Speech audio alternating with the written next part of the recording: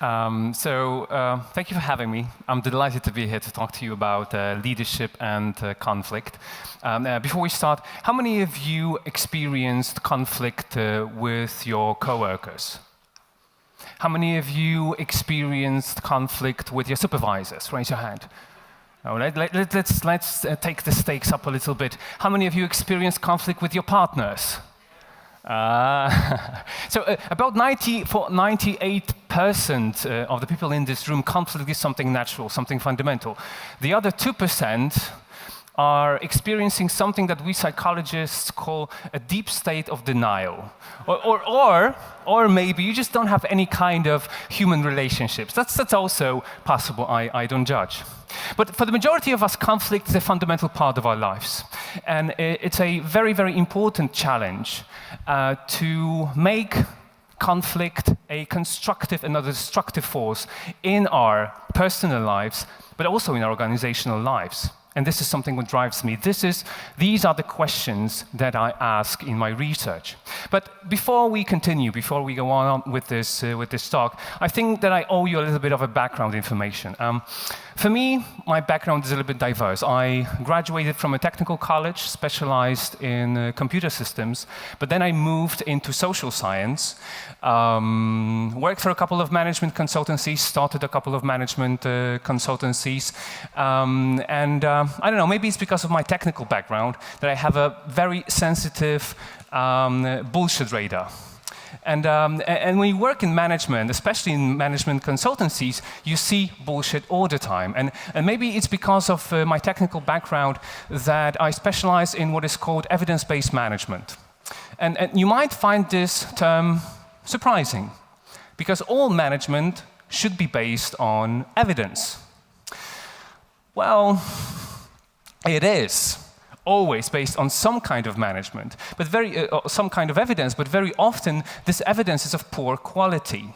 I personally know managers who believe in the law of attraction, that the only thing that you need to do in order to make things happen is to want it really, really hard. I personally know managers who select candidates based on the strength of the handshake or whether they answer a question correctly, the question being, how would you like to die? So I still believe that when science and practice meet and when evidence and management meet, magic can happen. And this is where I want to start today.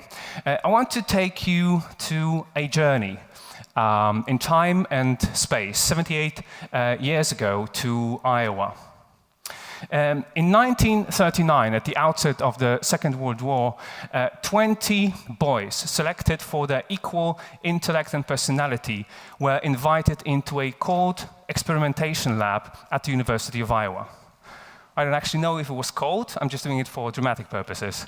And those 20 boys were divided into 4 groups.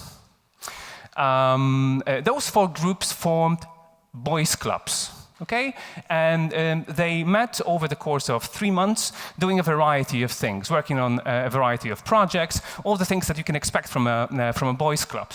All these 4 groups were assigned a supervisor, an adult supervisor, that was responsible for building different types of social climate. In the first type of a social climate, the adult supervisor decided on how the tasks should be divided, who should do what the task should be, and then the teacher, the supervisor, the adult, monitored the outcomes of a project. The researchers call that model the autocratic social climate. In the second type of social climate, the adult did something completely different. He would involve the students in decision-making. They would decide on the project they would embark on. They would decide on the distribution of tasks. And then the adult would actually be a part of the group. He would actually work on the things with the team. The third type of social climate was something completely different. It was called the laissez-faire social climate, which roughly translates into let's do whatever you want kind of social climate. So the adult was just sitting there, watching his nails, and the students were doing whatever they wanted to do. Of course, he would answer questions whenever asked, but he did not make any decisions about the tasks, the distribution of tasks, and he didn't involve himself in the project. So those three social climates were created by the adults, and the researchers were especially interested in how the children reacted in those situations. They were especially interested in the patterns of aggressive behavior and in motivational factors. So, for example, was there any relationship between aggression, conflict, and the social climates that they were built? And also, what was the level of motivation of the students who were involved in these experiments? The adults even dressed differently to signal that their approach to leading the groups is different. And the differences were very, very visible. So in the autocratic social climate, when it comes to patterns of aggression, the aggression on average wasn't as high as in the laissez-faire social climate. The social climate of laissez-faire produced the highest levels of aggression, which basically translates into if you let children to do whatever they want, they will fight. Yes. The interesting thing in the autocratic social climate, however, is that some of the groups that had the autocratic social climate produced very high levels of aggression, and some of them produced almost no aggression whatsoever. And the researchers were fascinated by that. How is it possible that it produces such different outcomes? So in order to test a hypothesis, they asked the adults to leave the room for a while, and then they observed what happened in the groups. And in the autocratic social climate, as soon as the adults left the room, the aggression exploded. Okay? So there were scapegoats identified, there were fights, as soon as the adult left the room. The same thing happened. Actually, the highest levels of aggression were observed in the autocratic social climate when the climate changed from autocratic to a different kind of social climate. So, for example, when they changed the leaders from autocratic to democratic or autocratic to laissez-faire, again, the aggression erupted, which meant that the aggression was there. It was just boiling under the surface. The second thing that the researchers were interested was the motivational factors. So how are the boys motivated to do whatever they were responsible for doing? And the observations were very interesting as well. Both in democratic and autocratic social climates, the students were very much involved in what they did. They actively participated in doing and performing in the projects. But again, as soon as the adults left the room, everything changed. The democratic social climate, the students were continuing their work, but in autocratic social climates, the work ceased momentarily as soon as adults left the room. So after the 3 months, the researchers interviewed all the students, right? Asking them which of the social climates you preferred. So 20 of those, all of them, experienced both autocratic and democratic. So how many of you think that the students preferred autocratic over democratic? Raise your hand. Autocratic over democratic. That's actually, that reflects the percentage of students that preferred autocratic, because only one student preferred autocratic, and he was the son of an army officer.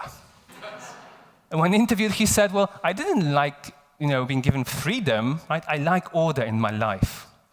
A similar situation was when the laissez-faire was compared with autocratic. Again, 7 in 10 students preferred to be given freedom, complete freedom, over being ordered what to do. This study from 1939 was one of the most influential studies in social science in general. It started a discussion in leadership studies about 3 primary styles of leadership. So the first style of leadership is autocratic leadership.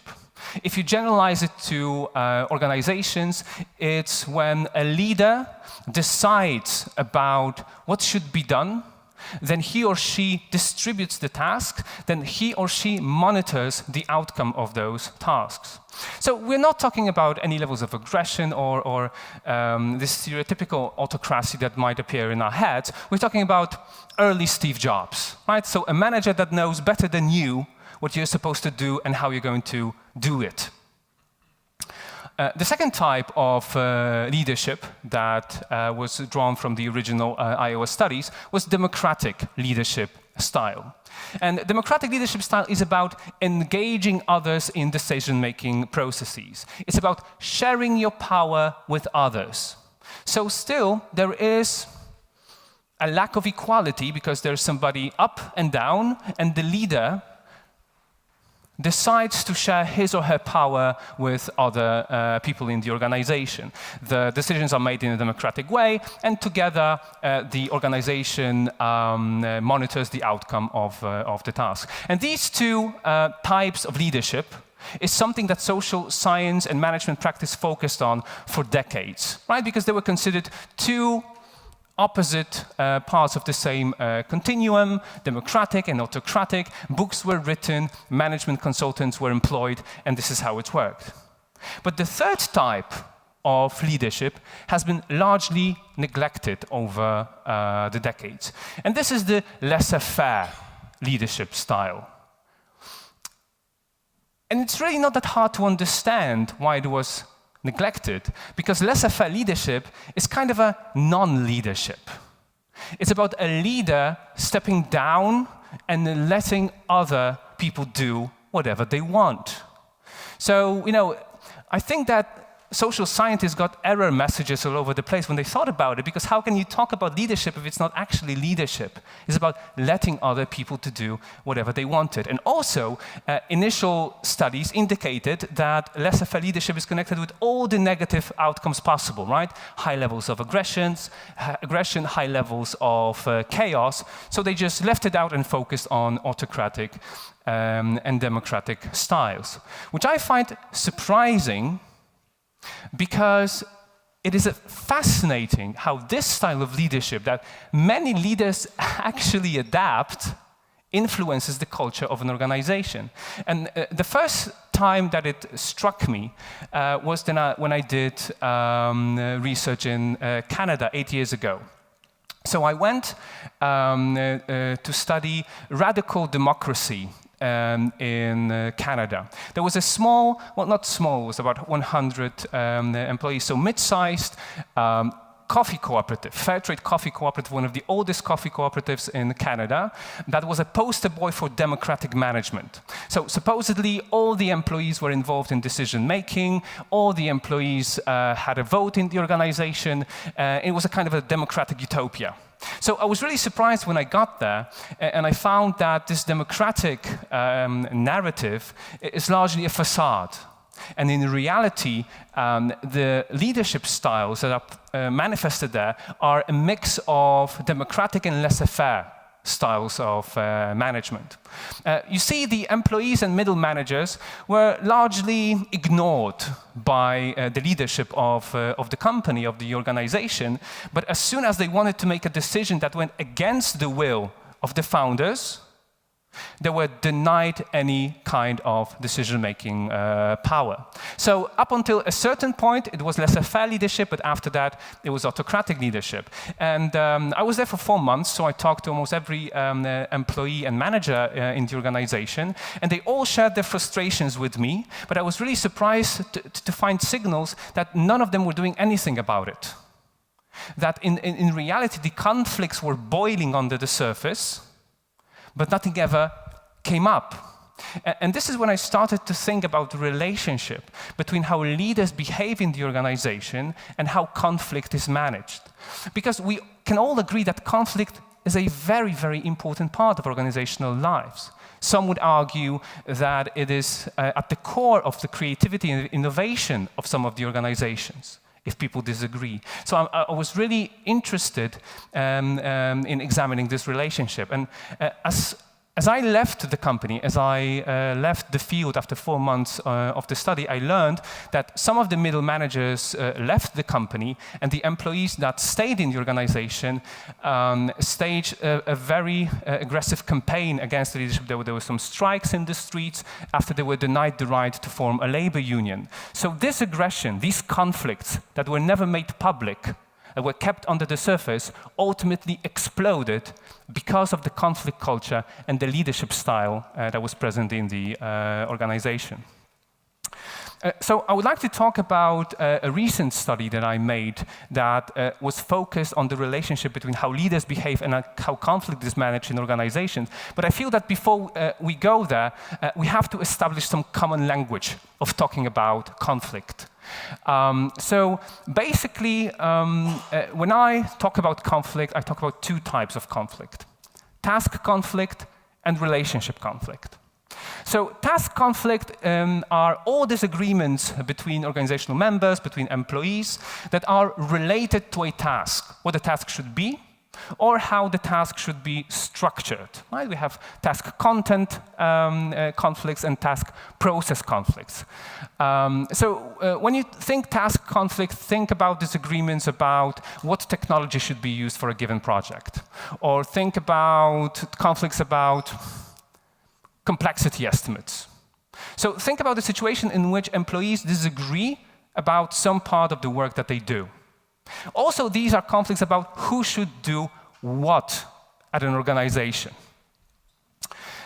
Relationship conflicts are everything that is unrelated to task at hand. So every time a disagreement appears over something other than a task, we talk about relationship conflicts. So for example, imagine that you work at an open space and one of your coworkers has a very strong preference for egg salmon salad. Well, that might happen. And it causes some stir in the organization because not everybody likes to smell this particular kind of food. Or you basically hate other co-workers' guts for the reasons that you can't identify. There's something about their personality, you know? And this is an example of a relationship conflict. And traditionally, it has been considered to be a common knowledge that one of these conflicts is good and the other one is bad. That when it comes to task conflict, you should embrace it, because this is where creativity lies, this is where innovation lies, and you should avoid relationship conflict at all costs. And there is some truth to that. For example, we know that the brainstorming sessions that encourage active disagreement have better productivity levels than brainstorming sessions that discourage it, which is quite surprising because one of the rules of brainstorming is that you should allow ideas and abstain for criticism. But on the other hand, we have some very interesting meta-analyses, meta-analysis being analysis of primary research in psychology, that show that both these types of conflict, task conflict and relationship conflict, influences job satisfaction of employees negatively, influence group cohesion negatively. And when it comes to measurement of performance, both relationship conflict and task process conflict influence productivity negatively. Why is that? Well, here's the second thing. Task conflicts have this very, very dangerous tendency of turning and evolving into relationship conflicts. If they are not handled well, they are likely to be turned to devolve into relationship conflicts. So think about, I don't know, fighting with your partner about who takes out the trash, and then 5 minutes later, you find yourself in a situation that you're fighting over the thing that happened 5 years ago. And you remember when you did that? And you're saying, how did that escalate so quickly? And this is what happens in organizations.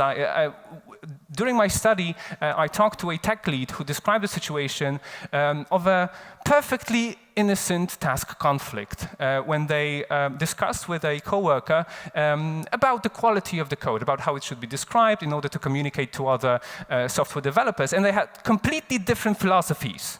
So it started with an innocent task conflict, but then After a couple of months, it devolved into hardcore relationship conflict in which the other party was actively sabotaging the code and ultimately was fired from the organization. So these conflicts can be handled in a variety of ways. And the main challenge of a leader and of an organization is to address these conflicts properly, with a proper conflict resolution strategy. And there have been three basic conflict cultures identified in organizations. Three ways that organizations usually deal with conflict. Professor Michel Galfand from the University of Maryland has done a series of studies to identify three of those types. The first type of how the organizations are dealing with conflict is the dominant conflict culture. Which means that if there's a conflict in organizations like these, one party wins. It's a zero-sum game. Whenever a conflict appears, there has to be a winner. The people are encouraged to fight and to win. Okay, so think about a situation in which you have a discussion about estimates, and it has to end with one person having their way. This is a dominant conflict culture. The second type of conflict culture is collaborative conflict culture. And in collaborative conflict cultures, conflicts are resolved through constructive dialogue, conversations, and finding a common solution or a common ground for a conflict. So again, imagine a discussion about estimates, and then you try to identify the reasons behind estimates, and then you end up with a common solution. The third type of conflict culture is an avoidant conflict culture. And these are especially interesting because these are conflict cultures in which conflict is actively avoided and discouraged. So whenever a disagreement over something appears, people have said, okay, let's just leave it as it is. Let's not fight over this, okay? Let's just wait until it solves itself. And those three types of conflict cultures can be identified all over the world, in all organizations, public institutions, and businesses. So the main question is, what is the relationship between how leaders behave and how the conflict cultures are constructed? And this is my main question. So what I wanted to do in my research, I wanted to talk to IT companies and identify the type of leadership that they represent, and also the conflict cultures that are present in the organization, so how the conflicts are usually solved. So very early in my research, when I talked to the managers, the leaders, and the employees, I noticed that many of those organizations claim to be on the path to getting rid of traditional management structures, right? They said that although we started off as a traditional, management structure, we want to head towards a new model. Right? And those new models, we've all heard about it, starting from sociocracy, holacracy, management 3.0, non-management, self-management. Yeah, I could go on and on and on, because basically those are very often different labels for very, very similar ideas. But I also noticed that although they claimed to follow this path, when they described conflicts, when they described actual leadership behavior, it was a completely different story.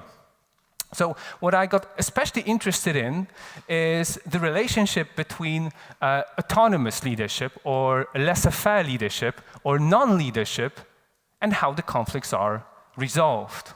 Is it possible to build a constructive leadership, a constructive conflict culture in a company that actively fights leadership as a phenomenon?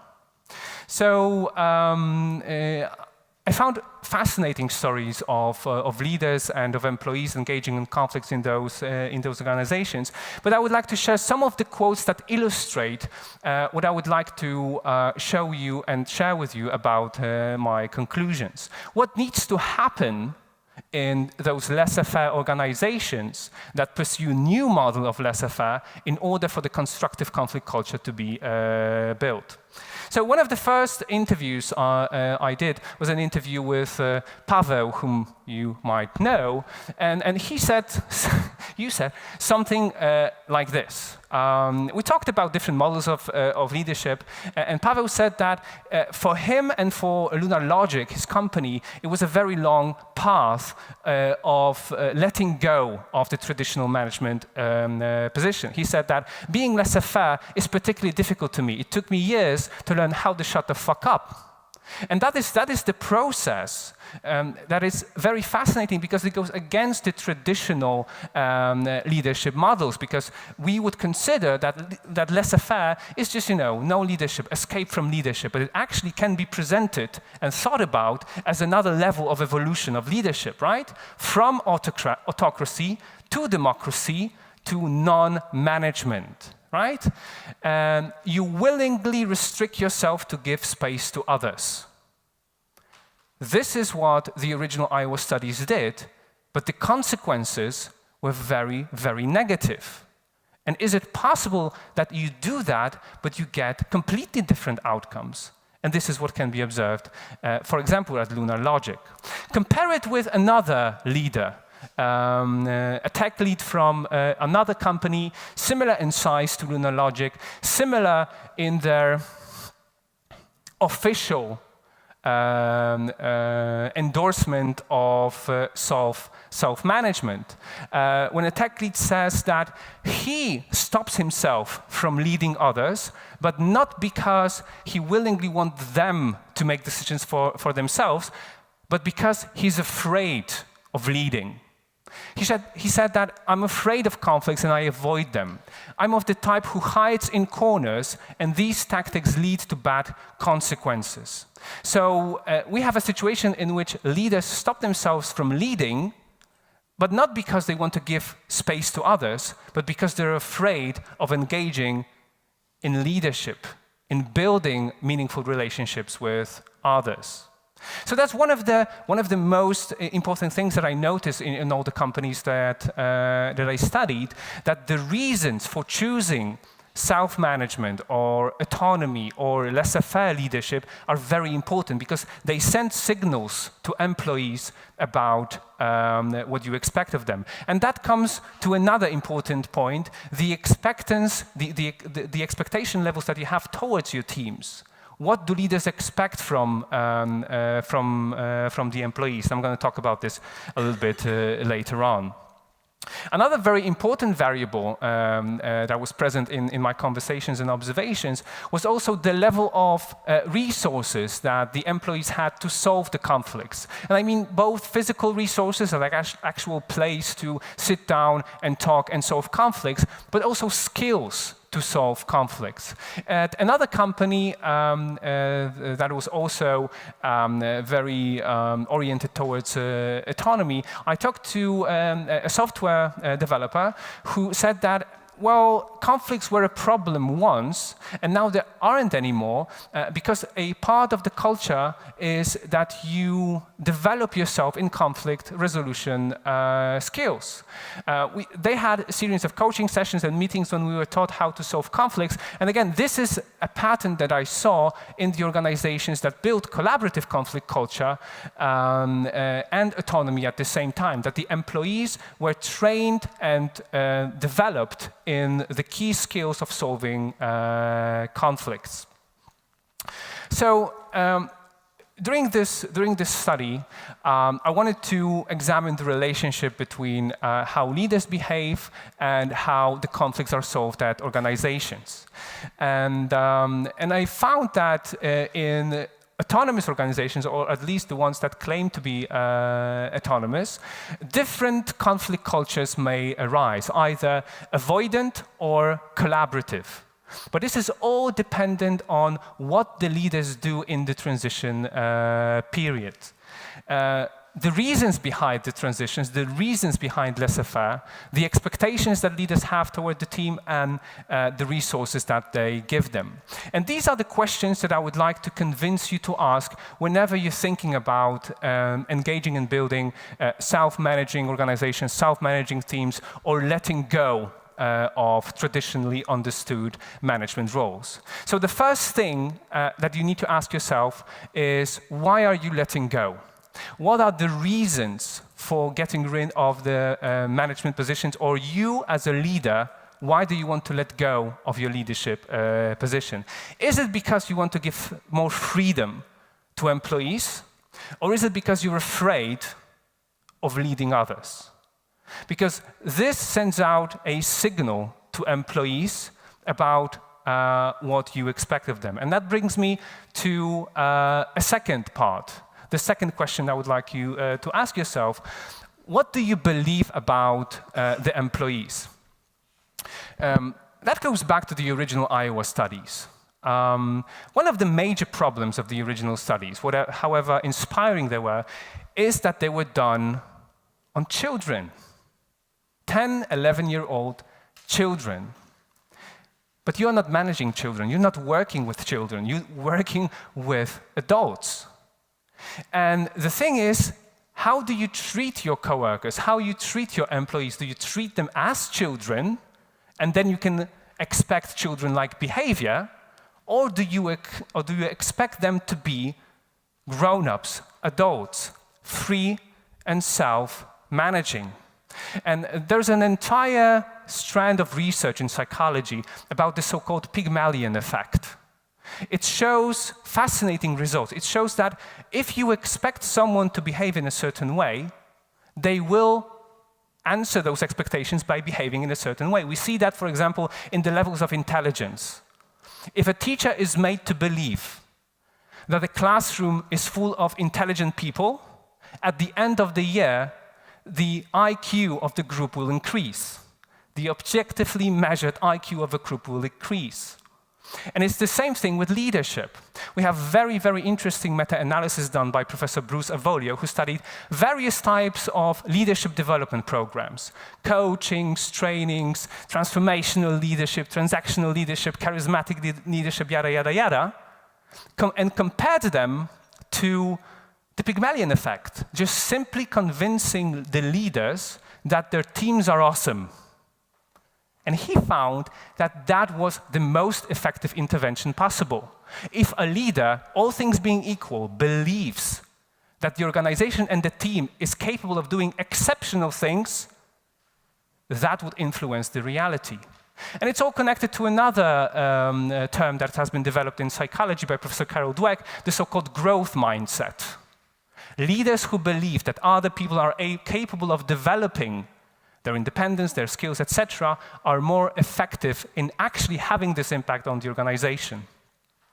And the final thing, because whenever I talk about growth leadership, whenever I talk about expectations influencing the reality, everybody asks me, okay, so the skills aren't important.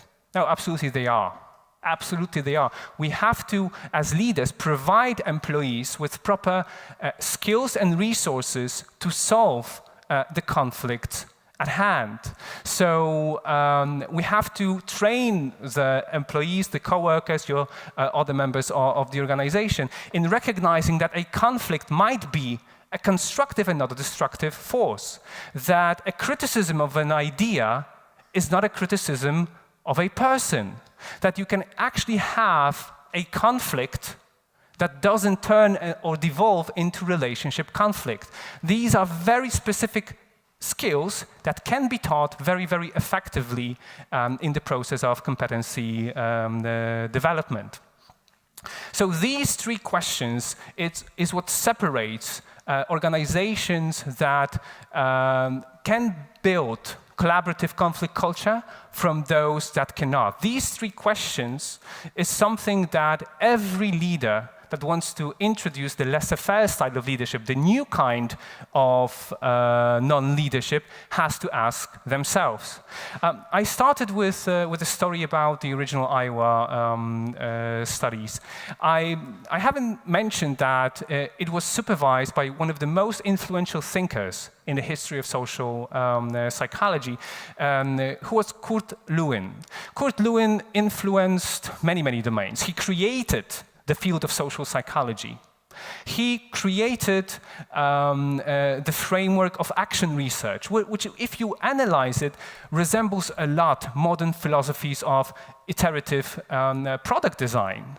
He also was responsible for creating the field of organization development. And he said that the ultimate test of a theory is the implementation, but in the implementation, there's a very, very rich source of reflection and theory about the reality. So when I was reading the original Iowa studies, I was thinking, was Kurt Lewin wrong about the relationship between laissez-faire leadership and aggression? If you let people to do whatever they want, will it bring about higher levels of conflicts? According to him, yes. But he was wrong because he accepted that it's possible to be wrong in science because it's an ongoing experimentation. And right now, with the rise of self-management theories and practices, I encourage you to implement those questions and address the questions to build more effective organizations, to get feedback from this implementation and build a model for making organizations more effective. Thank you very much for your attention.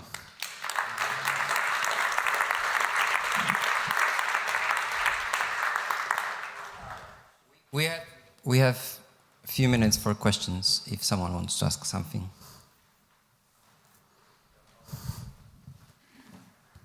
So, given the different results in conflict resolution that you see in so-called laissez-faire leadership, yeah, you might actually also draw the conclusion that, if I refer to Pavel, what Pavel is doing is not laissez-faire leadership. Maybe it's a fourth type of leadership, right? Maybe it's...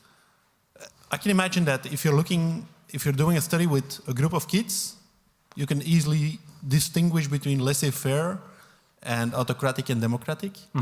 If you're talking about leadership in an organization, maybe it is not laissez-faire, maybe it's something else. Can you comment on that?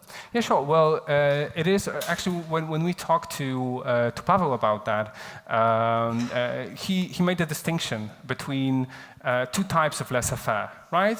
The 1.0 and 2.0, meaning that if you start from a point in which a leader doesn't want to be a leader, in which a manager doesn't want to fulfill the shoes that he or she was put into, we can talk about the laissez-faire 1.0.